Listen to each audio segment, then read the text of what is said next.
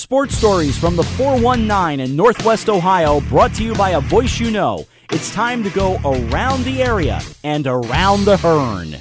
For the next 4 years, I'm going to be staying home. I'm going to be coming into Ohio State University, baby. Let's go. Go Bucks.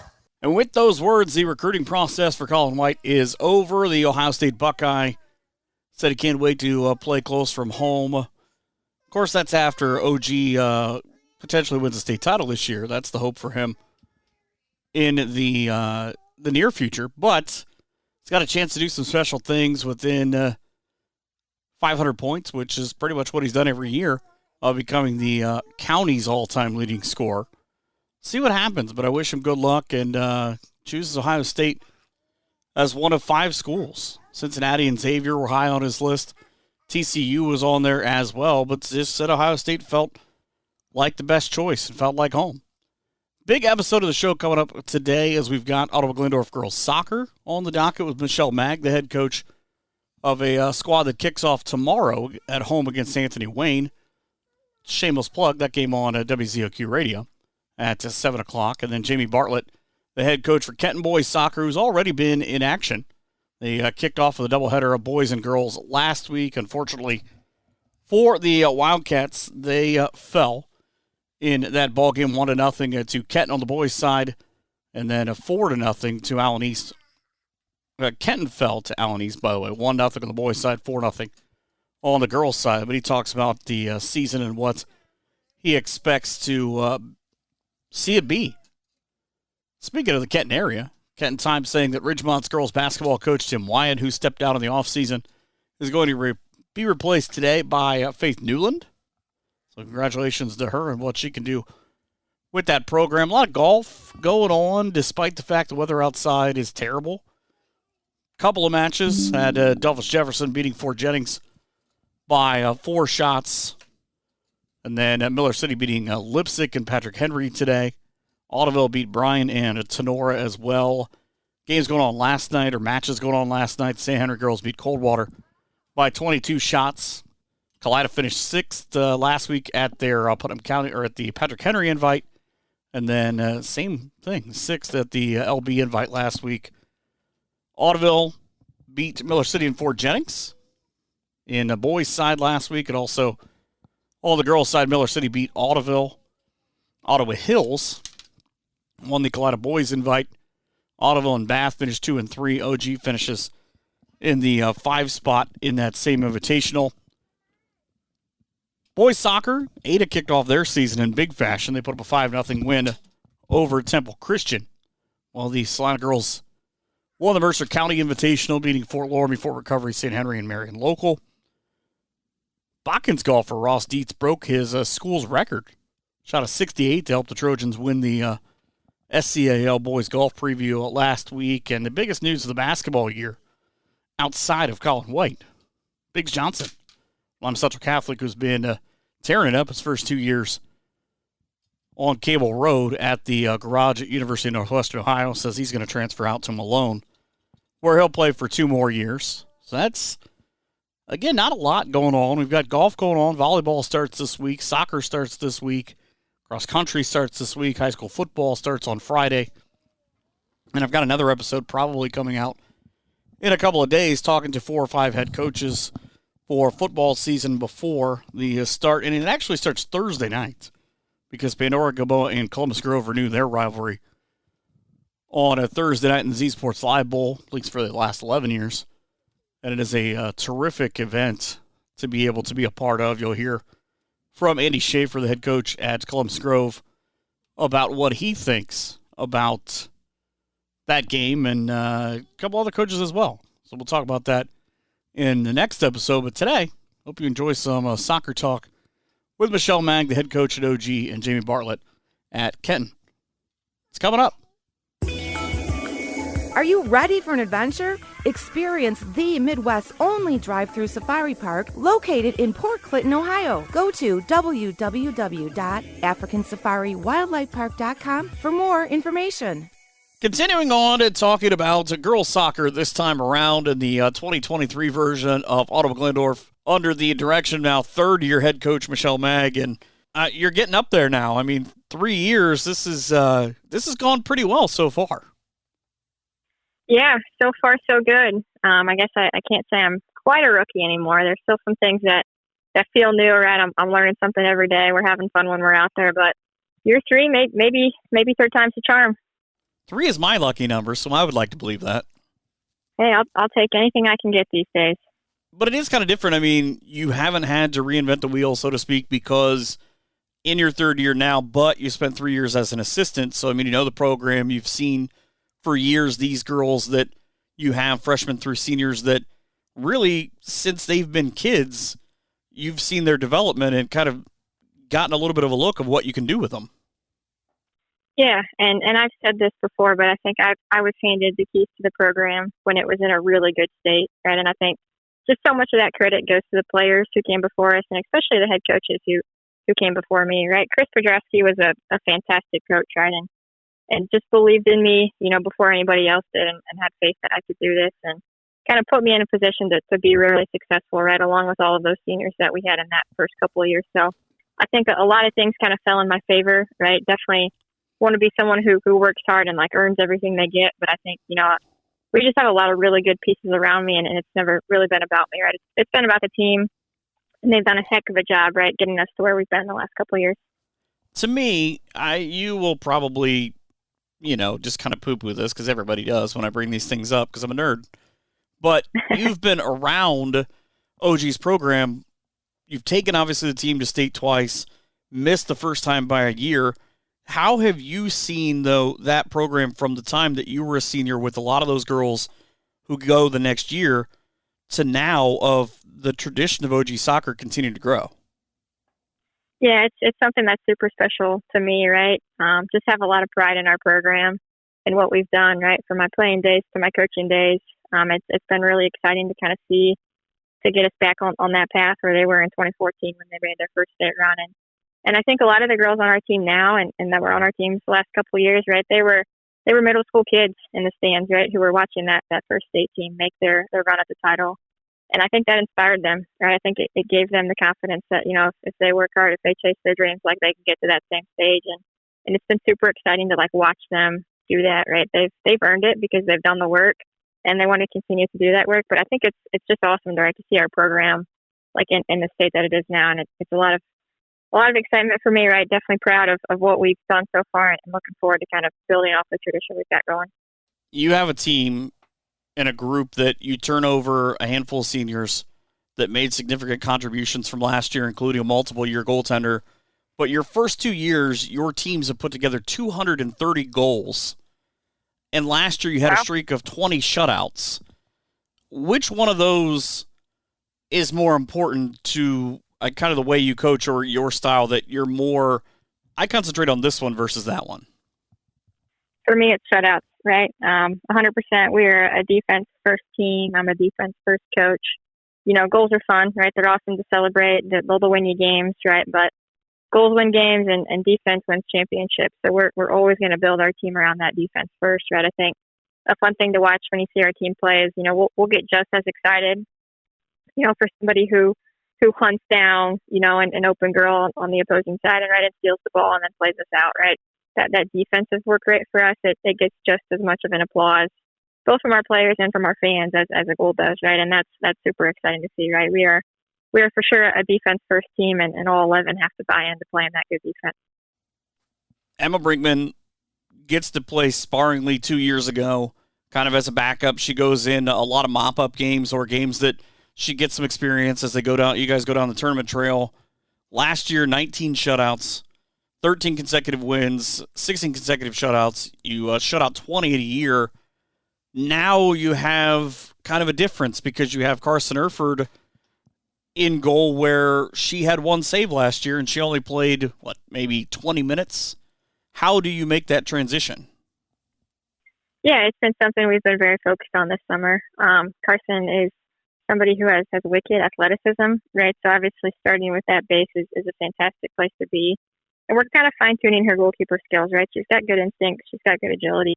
So we're just kind of trying to make her feel comfortable in the net, right? She's got all the potential to get there and to be a great keeper like we've had Emma and Abby in the net in years past. So she definitely has the potential, right? And I think as the season rolls, right, she'll find her rhythm back there, and I think it'll come sooner rather than later, based off what we've seen so far this summer. Offensively, you have two girls coming up on 50 career goals. You have another pair that are close to 40. You have offensive firepower. You look, though, at the top.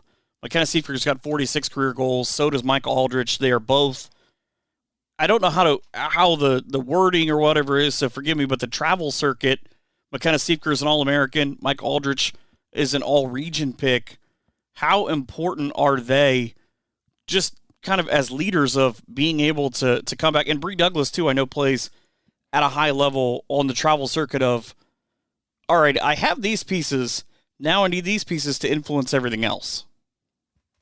Yeah, for sure. You're spot on. Those three players are all fantastic players in their own right. And I think what makes it cool for our team is they all bring something a little bit different, right? McKenna's got different skills than Micah. Micah's got different skills than Bree. So we'll kind of use that to our advantage, right? And we'll find wherever we think a hole might be in the defense, right? And we'll try to, use that to our advantage to get some goal scoring opportunities. But the thing that is probably most special to me for those three players, right, is they're all fantastic goal scorers, right? And we want them to be aggressive. We want them to find their shot and find their goals. But I think all of them will tell you that they really don't care who scores, right? So long as somebody scores, it's all good for them, right? Whether it's them or their teammate, they just want the ball in the back of the net, right? They would much rather win games than break individual scoring records. So that's super special to see, right? Three fantastic teammates who, like you said, right, great technical skill that comes from the club side. And I think we're just going to try to use that to our advantage, right, and find their strengths and try to put them where we can make the most impact against another team's defense. There are not a lot of teams that return 6 all-league selections. You have 4 on the first team, including Mackenzie Recker, who I neglected to talk about, but those 4 have almost 60 goals last year, almost 30 assists, a big portion of what your offense was coming through them. And you're right. I think that was the thing that impressed me, what you were just saying about they didn't really care where the goals came from because each one has had where they've been banged up the last couple of years or they've missed significant time. And it just kind of, it's the football expression of the next man up or the next young lady up just says, all right, you know what? You guys hop on my back for a while and we'll go do some things. Yeah, and we talk about that a lot as a team here in the past couple of years, right? We always said that we love adversity. So we've had our fair share of that, right? We've had injuries, we've had kind of crazy situations come our way, but I think that the unity of this team is kind of what keeps us together and what keeps us strong, right? So no matter who's playing, who's not, who's healthy, who's not, right? However it kind of pans out for that given day, we're going to find a way to do our best and kind of make things happen. So, we know we're going to have that same chaos that we have to face, right? It's not just our team, right? Every team has to face it. So when it happens, we'll be ready. And that's the importance with the depth of our team, like you kind of mentioned to start that. I think, we've got pieces and we're working really hard to develop more pieces, right? So that by the time the season comes around, we've got a full puzzle to go to bat with. I know that you have had this thought, and you will not answer me this during the course of that season, but the last 2 seasons have obviously been special for you and for the girls, for the program, and for the community, the way that they've supported this team. Have you been able to, at any point, just kind of look back at each one of those seasons and maybe have 1 or 2 things jump out to you where you go, maybe I didn't appreciate that enough in the moment, but, that's pretty cool. Yeah, I think it's, as a coach and as a player even, right, it's kind of very hard to get a true feel of what's happening when you're in it. I think about, we win a tournament game and, like, by the time I'm on the bus ride home, I'm trying to watch film for the next game. So there's not a lot of time as a coach really to, like, enjoy the moment that you're in. I hope the players do a better job of that than I do. But I will say, right, one thing that I hear a lot from people that I really trust, right, they always say, like, eventually the sting will wear off after a loss and you'll be able to look back and, like, truly see how, like, proud you are. And I think that's rung true, right? Like, I look back on those 2 seasons with just a ton of pride, right? And those 2 teams will always have a special place in my heart. But we always want to turn that page forward. And for me, the sting of those final losses really never go away, right? So the lucky part for us as a team is that's incredibly motivating, right? And we can find a way to use that to, like, fuel our fire here for the next season. The girls, I remember last year, the last 2 years in Columbus, watching them try to kind of absorb that with what you're saying of, they would like their trophy that they have sitting in the high school to be a different color. But I was always amazed by how they did actually handle it, because I think that says a lot about their parents, that they're able to, for me, if I was 14 and I just lost the state championship game, I'd be inconsolable. But to watch them just kind of persevere and go, all right, I'm going to use this as a chip for basketball, and then they go into, whatever, and then by the time they come back to soccer, it's, all right, we've also had more success in the last year. Let's just keep building this, and that seems to be pretty much what OG success is built on.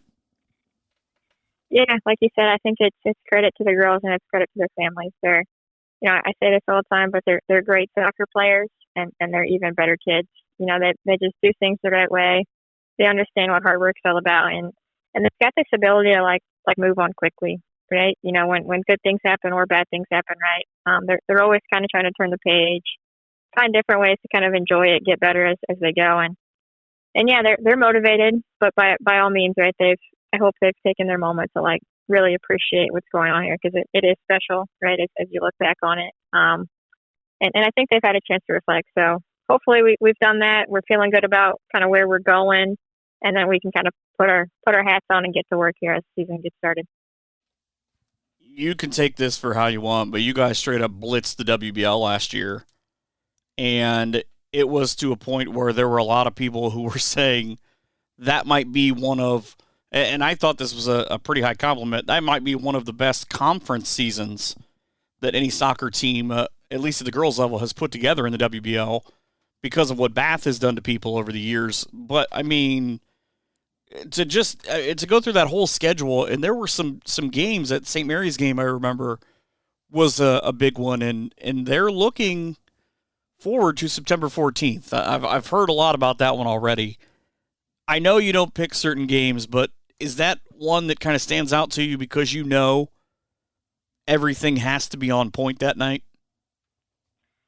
Well, I'll start by saying I think the WBL is scheduled to just be super tough this year, right? There are so many teams who are returning so much talent, right? And St. Mary's is one of them. Shawnee, Salina, right? Bath. There are so many great teams within our league that we just know that we have to show up every single night and play hard, right?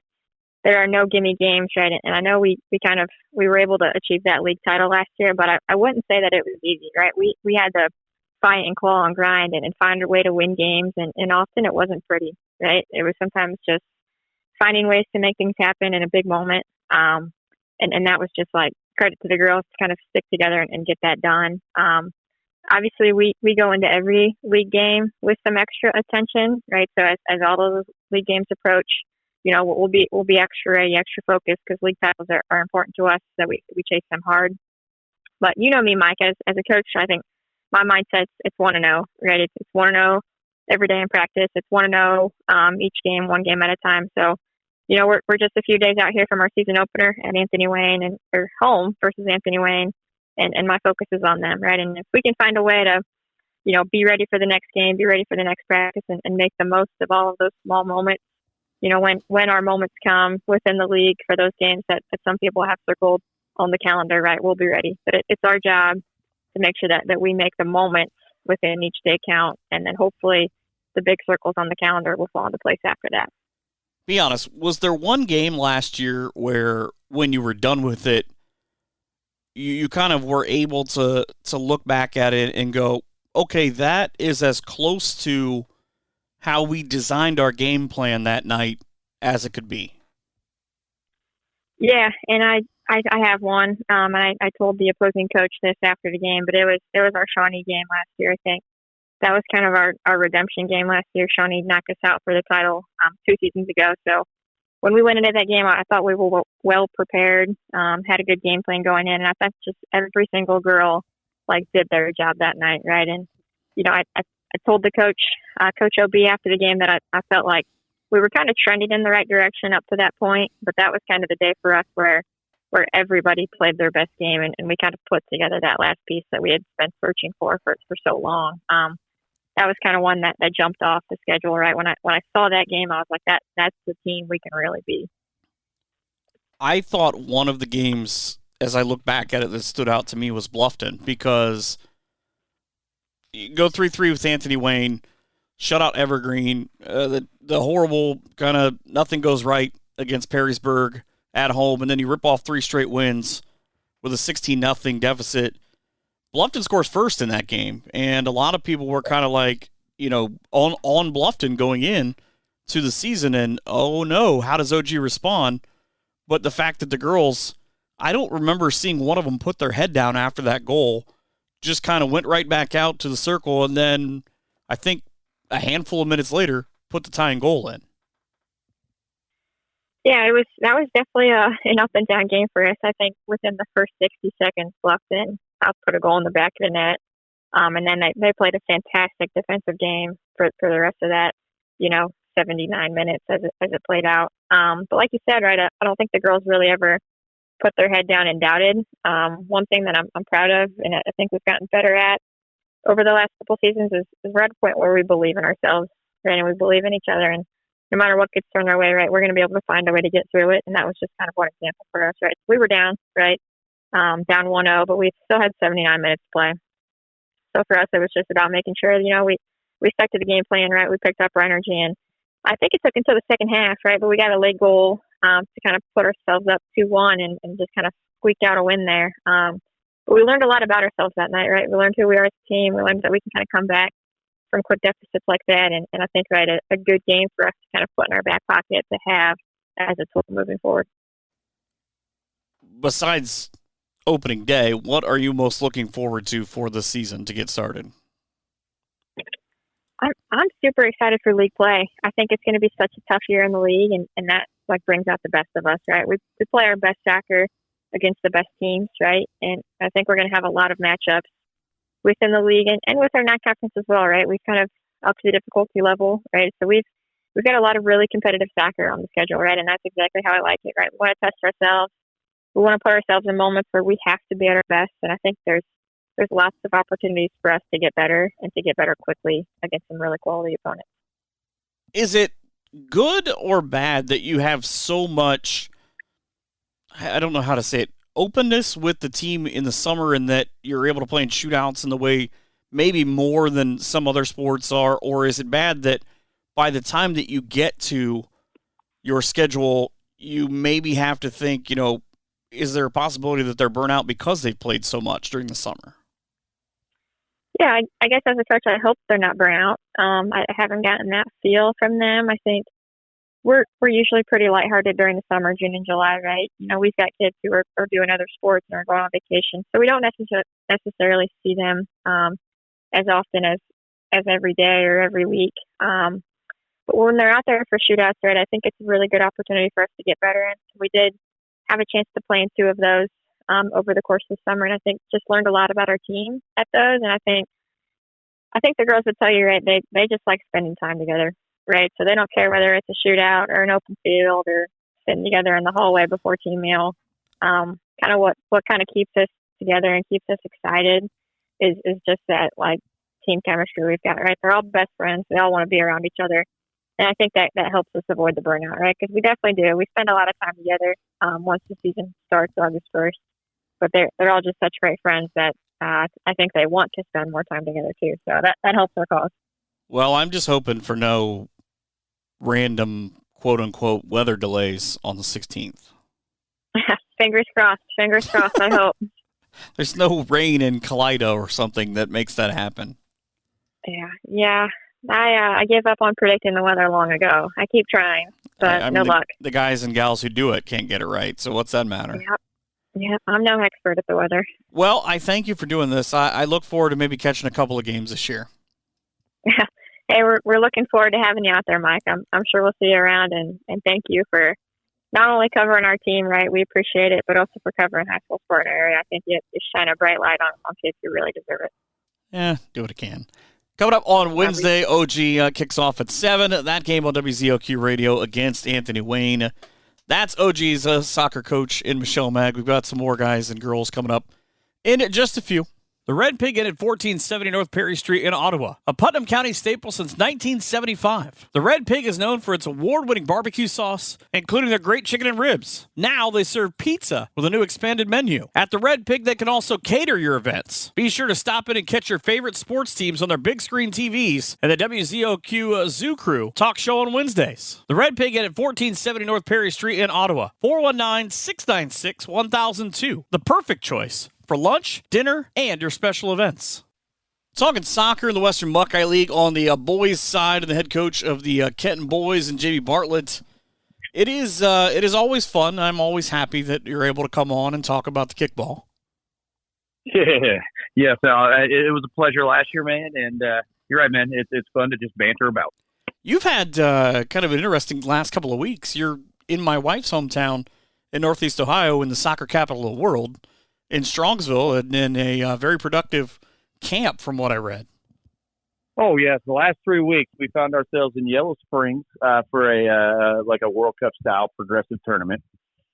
We found ourselves at Ohio Wesleyan for 3 days and got to work with Coy Kirk, who is the coach at Muskingum, new coach down there at their men's program. And then you're right. Then we were at Strongsville this past weekend. So we really hit it hard the last 3 weekends in July, just kind of preparing for preseason. When you were in Yellow Springs, did you see Dave Chappelle? You know, we have never seen him. We've been going there 10 years. I saw him live at January 1st. I went to his New Year's show in Columbus. He tell you about his couch? I've never seen him there. What's that? Tell you about his couch? Yeah. Yeah, it's a whole other thing. Mm-hmm. Only like 3 people will get that. It's fine. That's kind of how the show works. But, yeah. Maybe a little bit different because you get a lot of your kids through that run where you're able to do those kind of camps and those kind of games and essentially just play games all summer than a lot of sports where kids are going from one to the other, and you're able to go to those showcases. And the cool thing is kind of find out what you have in a 40-minute game environment. Oh, it's fantastic, man. Our goal is that when winter hits, we do as many futsal tournaments as we can. We hit about 5 futsal tournaments this past winter. And then we do Hog Creek in the summer, which is just, playing some local teams and scrimmages throughout the summer. And then we have our camps and our tournaments there. So, yeah, essentially we like to get the equivalent of about a 16-game season in before the season actually starts. All right, you can't get enough soccer. Do you find Hog Creek always fascinates me because of the amount of local teams and a lot of teams who are in the same conferences that see each other later in the season. Are you able to take anything away from how, let's just say Bath, for instance, how they would play you or how their style is that you can take into whenever you play them in August or September? It's really hard because it's summertime. And I take 26-7 guys and I play 26, 27 guys. So like you're only getting snippets and you don't know who's missing, what players and who's on vacation. So you get a little bit of a read, but like, I don't think you see the full picture. One thing I really like about your team is it seems like from the top down, from the seniors and guys like Troy Brown that are going to be one of your defensive standouts, that it's a very close group. And tell me a little bit about, you guys do a big senior dinner. Yes, we just had every year. We bring the guys over. We do a steak dinner. I cook out on the grill. We play out in the backyard. I'll throw out some can jam. We'll throw out cornhole or ring toss. And, then we'll eat dinner and we'll kind of, talk about the season, evaluate the goals there, and just kind of like lay out what we need to do. And this year we actually had Ryan Quatman zoom in with us. And obviously Ryan won the state title this year with Shawnee. And I coached against him when he was in high school. And so I got a lot of respect for that man. And he gave my seniors some great advice. And it's just a fun environment. We love to just get them out here and let them know it's a new year. It's your team. And we will go as far as you guys take us. It would appear that my invite was lost in the mail. I'm going to blame Jim Holman on that one. I think I said, hey, can you do me a favor and invite Mike Hearn? And you know what? Next year you get the invite. Right. He said, I'll take his steak. It's fine. I mean, he gets around though. So I'm not really surprised. I'll see him pretty soon during the football season. So we'll see how that goes. I love Jim, man. Great guy. You guys have a great balance of kind of young and old that are coming back from last year. With you got a couple of injuries. I saw about Austin Chen filling in for his brother, and kind of about how he was able to kind of fill in. Tell me about guys like the Chen brothers and about kids like Micah Bowman. We lost 12 seniors last year. We had a very veteran-savvy, experienced squad. And we knew going into the offseason, our goal was to get guys ready for the season. We knew we had some 8th graders that were coming into high school that were going to be some really valuable players for us. But we also knew we had some pieces on the high school team that just had to flourish in a different role this upcoming season there. And the Chens were 2 guys that, both play fullbacks. They're both hard-nosed, aggressive kids. They're in-your-back type of guys. If you're a forward and you play against them, you probably don't enjoy them because they don't take plays off. They're just going to harass and hound you there. And so we were blessed to have 2 of them guys that do the exact same thing. And so the Chen boys have been fantastic. We're just praying for some good news on Sam Chen's injury there. But Austin has stepped in and just hit the ground running, and we're excited with what he's done so far at the junior Chen, that is. Micah, being a sophomore, was just a JV player last year with some opportunities to play forward for us and punch some in the back of the net last year. And this year, his role is going to magnify. We're going to see him in the center of the pitch, play some attacking mid for us there. And, Mike is probably his biggest critic. And that's something we're trying to get over is that, hey, you're young. You're going to make mistakes. We don't expect you to go out there and play perfect soccer. We just expect you to go out there and work hard and bring the things to the table, the intangibles that you bring. And when he does that, he is a very huge asset to us. I read a really neat article kind of about your summer that Sean Blevins wrote, and I have to give him credit for pretty much half this interview because it seemed like he was really dialed in with your team. But the thing that stood out to me most is I really want to know about Marlon Lopez's nickname. We have 2 kids on our team that are from Honduras, moved here in like 3rd or 4th grade. They didn't even know each other when they moved here. Well, I don't know if you know this, but Honduras is a pretty big place. That is true. That is very true there. It's like saying they're both from Detroit. Nope.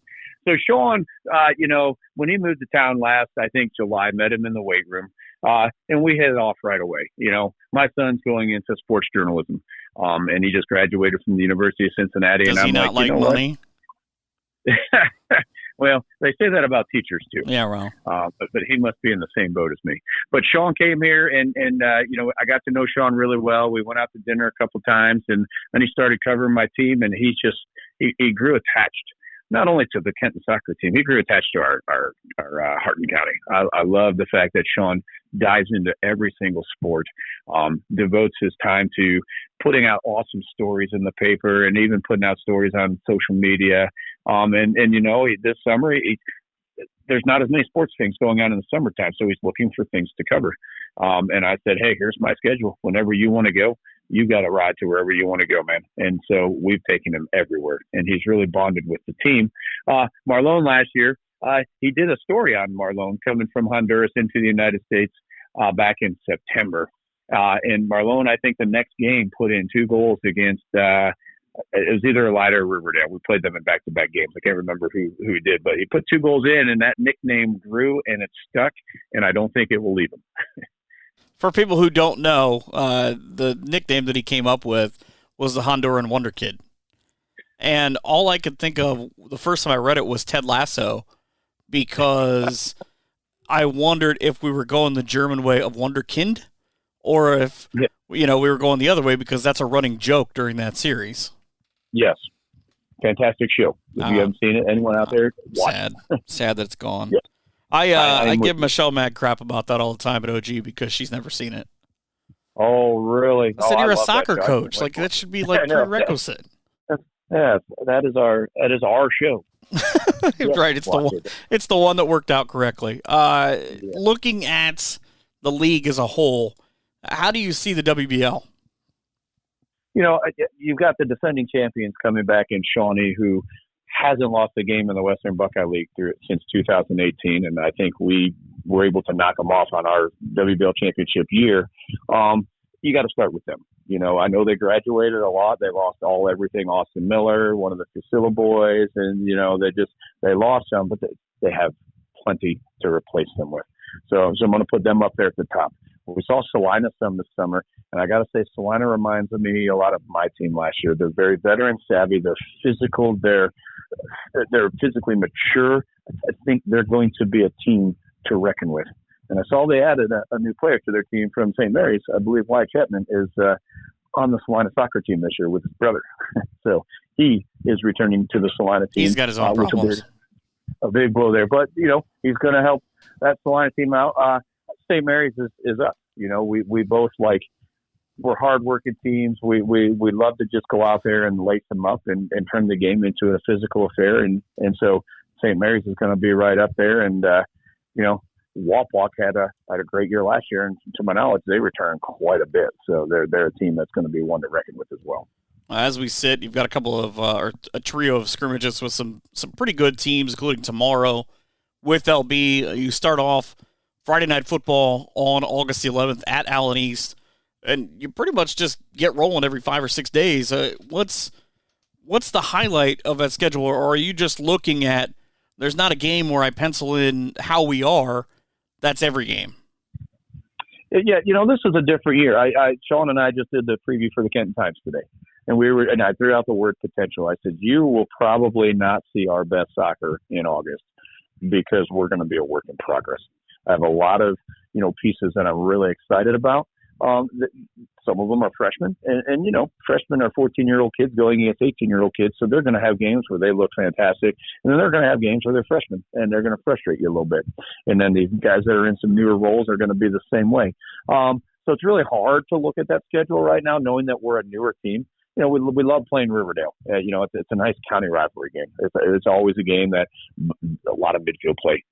Maybe each team's going to get 4 shots on goal. It's just a battle within Hardin County. Always up for the task of playing Shawnee. Want to be the team that to knock them off and to get the perch back on top there. And it's always fun to play St. Mary's. We have a great rivalry with them, so it's a lot of fun playing them as well. So those are just some games that stand out to me off the top of my head. Is this right that, if I'm reading this right, 4 of your 5 Saturday games are 6 or 7 o'clock starts? I believe you are probably reading that correctly. Yeah, we usually do night games. That's something cool because, everybody, obviously football now with Friday night, or even if there was some movement early on in the afternoon, a lot of soccer contests are played 10, 11, 12, 1 o'clock. You guys are getting kind of the primetime slot, even if you go on the road a couple times. Yeah, we're of the thinking there that, we have lights, they have lights, and let's use them, and you're right. People looking for something to do, maybe on a Saturday night, maybe they'll come on out. Hey, the lights are on. Let's go catch a game and see what's kind of going on there. Heats down a little bit at nighttime as well. So we just enjoy the nighttime venue on that weekend there. And it is kind of nice to be the attraction for the night on Saturday. Well, I'm excited. I think I might see you guys a couple of times. I don't know. I haven't figured out any of this out yet. I still got 2 weeks. Exactly. You have plenty of time there. No, that's cool. I hope we do get to run across paths there. I'm sure I'll see you on the football trail at some point. Probably. I got to come to Kenton and deal with Jim. Yeah, okay. Yeah. Good luck with that, man. Yeah, well, there's that. But, no, I thank you as always, and I wish you and the boys good luck this year. Appreciate that, man. We're going to hit the ground running there, and we're just excited to see how it turns out. That's Kenton head coach Jamie Bartlett. We'll talk more soccer when we come back here in just a couple of minutes. Are you in Spencerville and looking for a place to eat before the Bearcats play? Well then, head to my place, 128 North Broadway, for deep-fried mushrooms, chili cheese fries, the best pie around, and soup of the day. If you're in a hurry and just want to order some to go, you can give Doug and his staff a call at 419-647-4062, and they'll have it ready for you. My Place Restaurant at 128 North Broadway in Spencerville, a proud supporter of Bearcat Athletics. Back to wrap this episode up. Again, a big thanks to Michelle Maag and Jamie Bartlett for stopping in and talking about soccer, at least attempting to educate me on the black and white ball. I'm not going to let it happen. I don't want Michelle to get a big head. But the season kicking off this week, and again already in Kenton's case, having happened, OG's got a 2-game set this week because they will open up tomorrow night at home, and then Saturday night they'll play under the lights into Findlay. You can hear both those games on WZOQ Radio. That's what I've got for tonight. Thank you so much for listening. And again, high school football coming up in our next episode with about 4 or 5, I don't know how many coaches. We'll see what we can do. Have a great rest of your day from all of us here at Around the Hearn.